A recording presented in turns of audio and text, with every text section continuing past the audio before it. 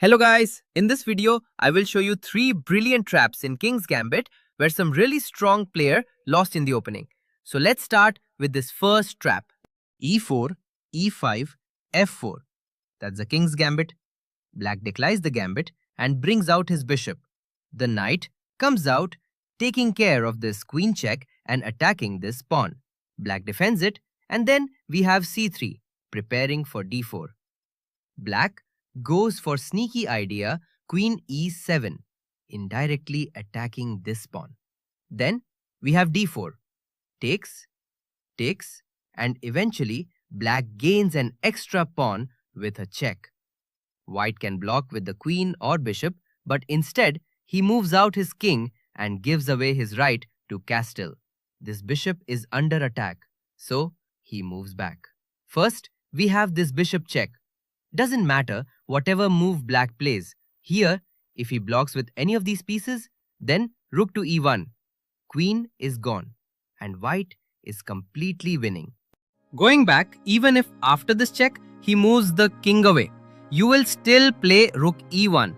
After queen moves, the rook e8 and it's brutal checkmate. Moving on to our second trap, which arises out of the King's Gambit accepted line.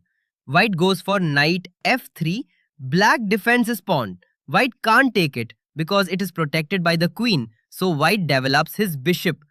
Black adds another defender to this pawn and creates this strong-looking pawn chain on the king's side.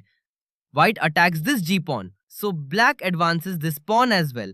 Now white went for stunning knight sacrifice, knight to e5, so he can fork the queen and rook.